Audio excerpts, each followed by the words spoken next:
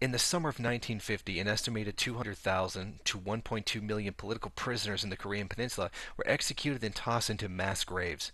These crimes were covered up and happened in response to Kim Il-sung's crossing of the 38th parallel in June of that same year. For years, these atrocious crimes have been wrongfully blamed on the communists in the North. However, it has now been proven that the South Korean government, alongside the United States military, committed these massacres of South Korean civilians, all without a single trial. The U.S. military officially abetted these mass murders, and at least one U.S. military officer was there to sanction these mass killings at every mass grave. Those targeted were communists, communist sympathizers, sympathizers to North Korea in general, and other Korean political dissidents. For years, the Western media has propagated the idea of concentration camps in the North, used against political prisoners. However, it is none other than the United States that has done such a thing, and not North Korea. In Sinchon, North Korea alone, the United States, in a period of 3 months, massacred over 30,000 civilians. The Korean War remains one of the bloodiest wars in the history of mankind, in which the U.S. air bombers dropped more napalm and bombs on heavily populated North Korean cities than they did during the entire Pacific campaign against Imperial Japan during World War II. Today, the United States, through its puppet state, the Republic of Korea, attempts to provoke the North Korean state into a second Korean War, in which millions of more Koreans would perish. The point of this essay is to inform every American of what their country did then and what they will do now if we allow them to, and why America has no right and certainly no standing telling North Korea how to govern itself. Under the leadership of President Seung-ri, a group called the Bodo League was born. The League's mission in the public eye was re-education of suspected communists or North Korean sympathizers in the Republic of Korea. Like the Nazi deportation camps, the true purpose of these camps was disguised from public eye. What was made to appear as re-education was actually the systematic killing of hundreds of thousands of Korean political dissidents who were killed to stop a possible fifth column from forming in the Republic of Korea.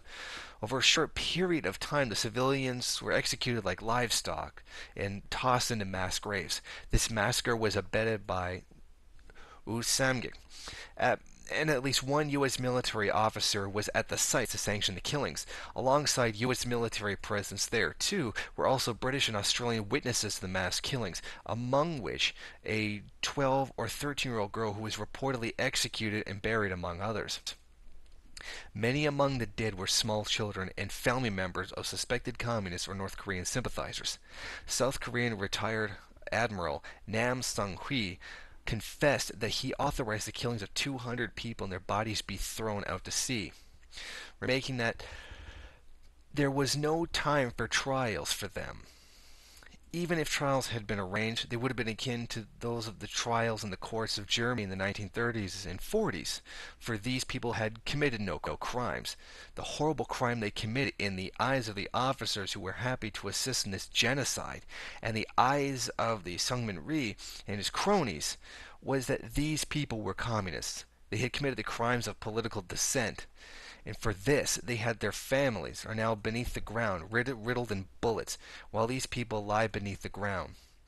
Their cries for justice going unheard for decades. Those in America stand and salute their flag, praise our troops, for which this has become sort of a holy word, as they participate in this systematic genocide in Iraq or violate the sovereignty of Afghanistan, and as they say their pledge, we praise our democracy, when our democracy is nothing other than a farce, the image of a bald eagle, a predatory and vicious animal, no different than the imagery of the fascist eagle perched on the swastika of Nazi Germany.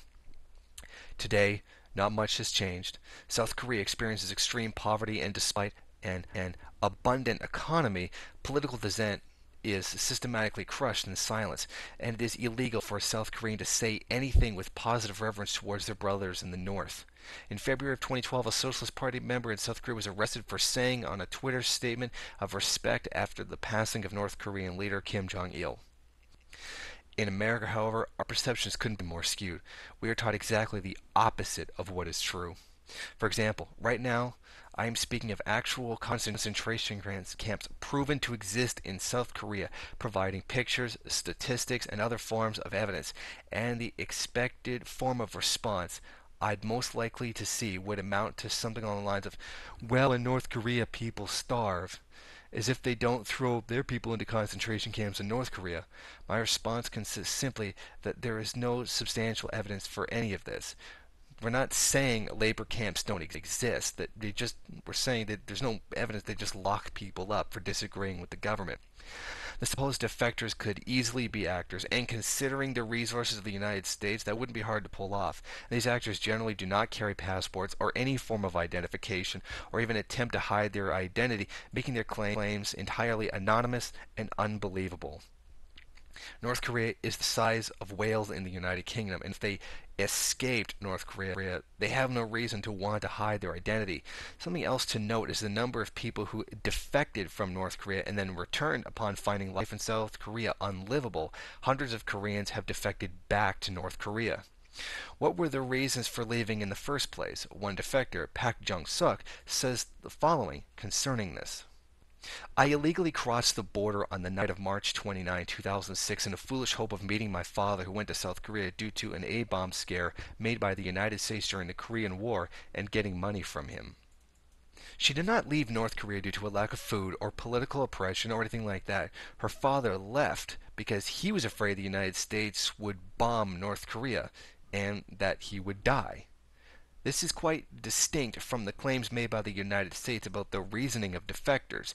She left most likely out of the same fear of the perils of war. She also added this. I was taken in by the luring tactics of South Korean intelligence service agents in an alien land and handed over by them according to their scenario. This is how I was taken to South Korea at around 9 a.m. of June 29th of the same year. She recalled that while living in South Korea for 6 years, she led a life little short of a miserable slave for want of money. Referring to the living conditions of the defectors from the north, she said the jobs they could find were at best nothing but waste cleaning, vessel washing and servicing, and other most hateful and difficult jobs. The suicide rate among them is 5 times that than among other South Koreans, she said. They ardently wished to return to the DPRK, cursing corrupt South Korean society and reproaching themselves. We need only look at the Ganghwa massacre committed by South Korean fascist police in January of the year 1951, see how visibly authoritative the police state, which protects the fascist policy of South Korean politics, which is itself a branch of the United States global empire. Over 1,300 civilians were massacred by South Korean state police for the crime of being communists. It's very interesting how if a political radical were to detonate a bomb with the aim of killing no civilians while sending warnings as to facilitate the aim of keeping bombing victimless in regards to civilians, and one or two other civilians were hurt in this, and it not being the aim of the radical, this would immediately discredit the political assertions of the radical, rendering him a severe blow, relegating his political aims intensely. Why is it then that when the United States facilitates policies of aggression against other countries and groups of people, or establishes concentration camps similar to that of the camps in Europe during World War II, which killed almost 6 million Jews and 5 million communists and Soviet POWs, homosexuals, political dissidents, and undesirables thrown away by the elite fascist regime in Nazi Germany, is somehow excusable? How is it excusable for the United States to drop bombs on foreign lands, indiscriminately killing thousands, even millions of people through these carpet bombings and the like? It is not. These are not excusable. And those of us with a sense of ethical backbone, morality, and love of humanity remember these crimes and hold the victims close to our hearts and seek out retribution for those who are responsible for committing these crimes against humanity.